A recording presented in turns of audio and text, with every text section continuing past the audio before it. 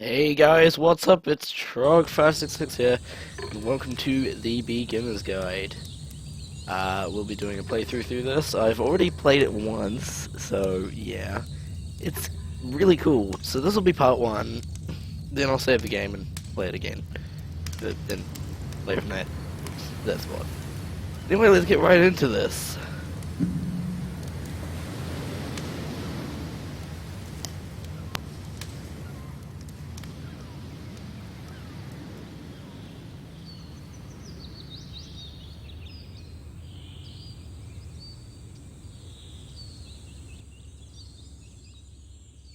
Hi there.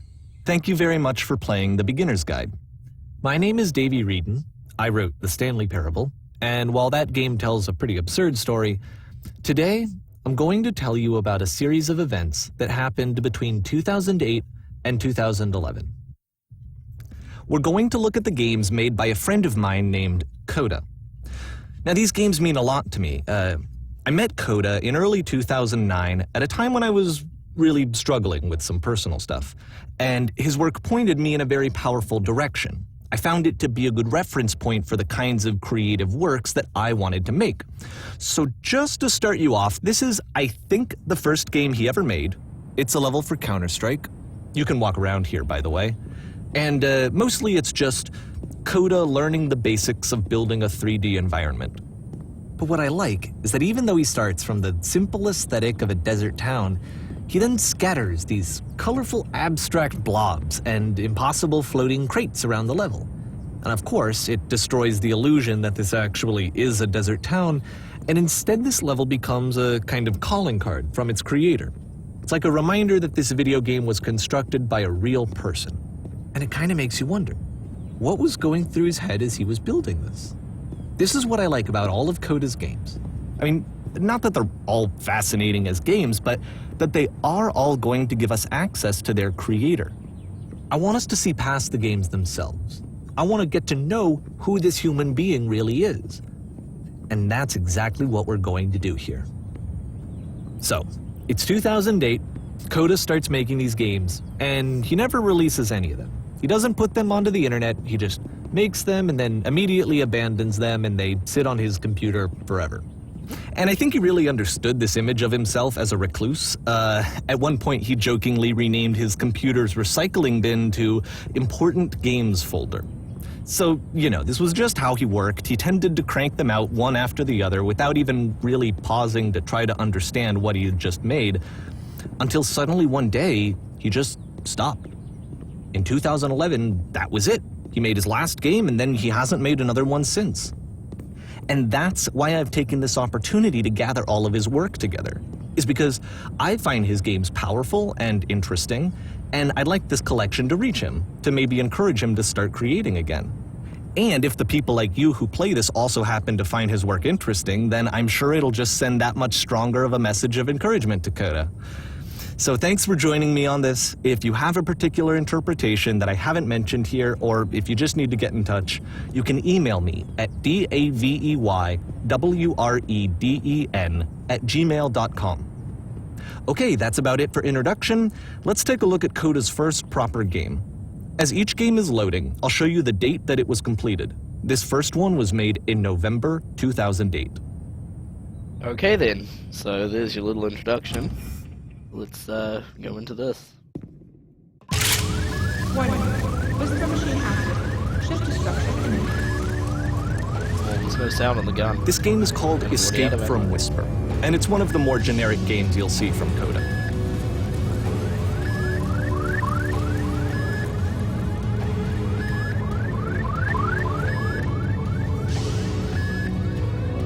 Security code breached. Hostile alien life form inbound. It kinda looks like this game was abandoned mid-development. For instance, you have this gun, which you'd think would indicate that there are supposed to be monsters or enemies somewhere, but then clearly there are no enemies anywhere. You can't even reload the gun when you run out of bullets. But ultimately we don't really know. Maybe Coda thought that actually it was complete the way that it is. And I think that we should talk about his games for what they are, rather than for what they're not. Enemy force neutralized. Begin You know, it has this really weird thing with it where it like goes off the screen when you move fast. That probably went really I love how pixelated. you can see the bottom of the universe from this room. Realism. Okay, no, not that way. This way. Yay, labyrinth. Going this way. Apparently, this space station has a labyrinth on it. Sure, I don't know. There's really no reason for it that I've ever been able to discern, so in the interest of time, I'm just gonna skip you on past it. Okay, this is the part that's interesting. The game has this narrative about the whisper machine and how it has to be turned off, and then you get to the engine room. Hey, you there, in the engine room. You could save us all. That beam is powering the whisper machine. We could disrupt it by introducing a great enough heat signature. If your body could stop the beam. It's Yeah, so 'cause much that's to how ask, physics but for all work. of our lives. Would you do it? Could you give yourself?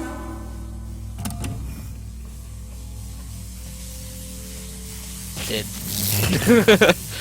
Let me pause here for a second. What you just experienced, stepping into the beam and then dying, is probably what Coda had initially intended when he was developing this level. But when he first compiles and plays it, something goes wrong. There's a bug somewhere. And this is what happens instead.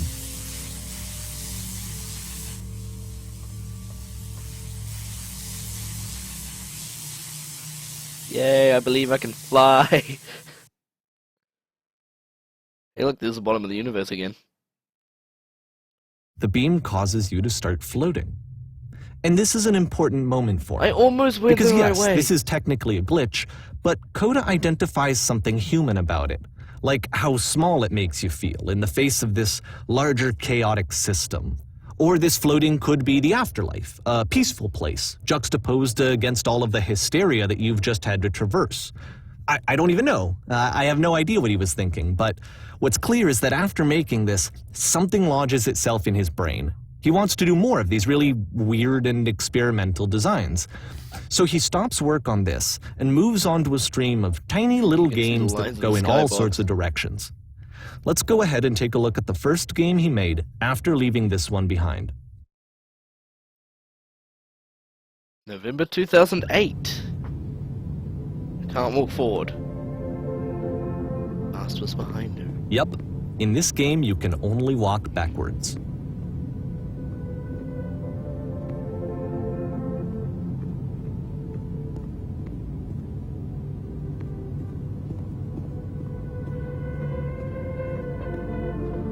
This ain't creepy at all. So it's a short and relatively minimalist experiment combining motion and narrative. It is less advanced than the previous game, but actually it seems to be this more way. focused, more complete. Yep, Coda's this trying way. to give it a unique voice rather than simply basing it on a pre-existing trope.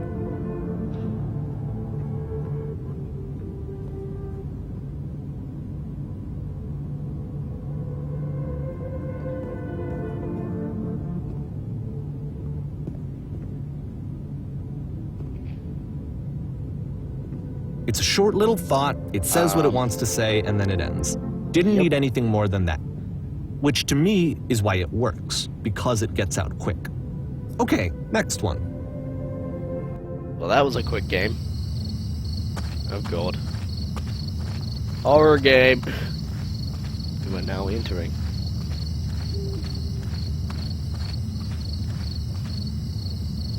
And that's it. Okay, the meaning of this game won't be clear just yet. Please be patient with me for a few more games, and I promise you'll see what makes it interesting. Okay, at that point, we will end the episode. Oftentimes, Coda would put bizarre titles like this one at the start of his games. Right, let's do this. I wish I'd known him at the time that he was making these early games. He would really only talk to me about his work as he was making it. Once he stopped work on a game, that was it. It was dead to him. And I don't agree with that at all, but what are you gonna do? Once you've been slowed to an absolute crawl, the door at the top of the stairs opens. So why, if Coda's not showing these games to anyone, why bother opening the door at all? Well, to show you, I'm modifying the game here so that when you press enter, it'll bring you back up to full speed so you can enter the door for yourself. Let's see.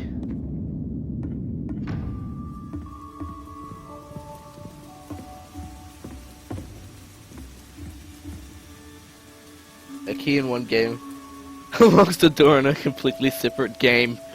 Oh, that makes sense. A room that's warm and nice and filled with little ideas for games.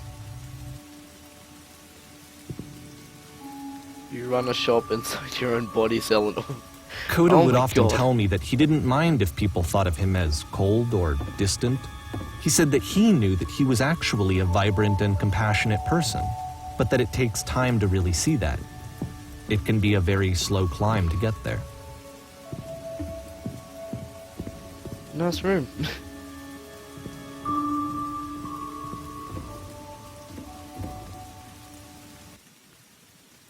January 2009. Ooh, it's fish. Maybe not. Oh, this is a puzzle game. This really, like, screwed me over the first time I tried playing it. Like, really did. Well, this is new for Coda. It's an actual puzzle. Go ahead and see if you can solve it. You open it. Press the button. And there's the other switch. Don't forget that solution, because we're going to see this puzzle again soon. We're going to see it a lot. 3 dots. Remember those. Even during the next episode, remember those.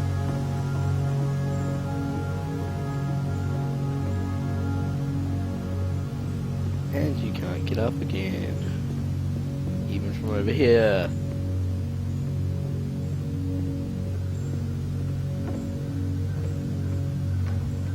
That's it. So that seems to be it, right? You walk down a corridor, you solve a puzzle, you get to the end. Simple enough. All right, now I'm going to modify the game again so that when you press enter, it'll remove all of the walls from this room. Prepare to be screwed with. Boop! Holy fuck.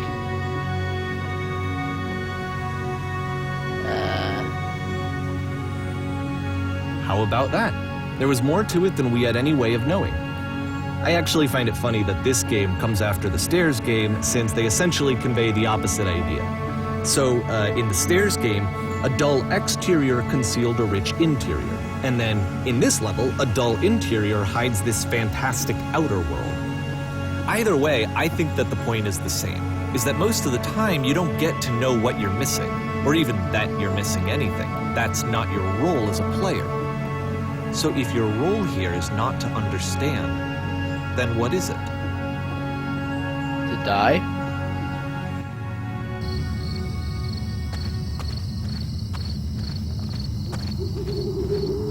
Aha!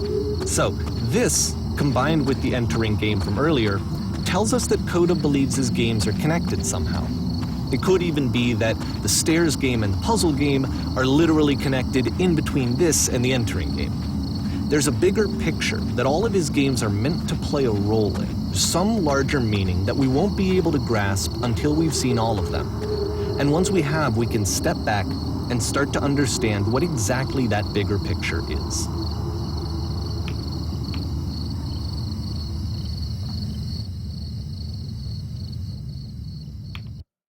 Alright, I hope you enjoyed this episode. We're now to chapter 7. So I'll remember chapter 7 for next time. Anyway, I've been Trogy, Trogy? Wow, that's my old name. I've been Trog566, and I will see you all in the next video. Goodbye!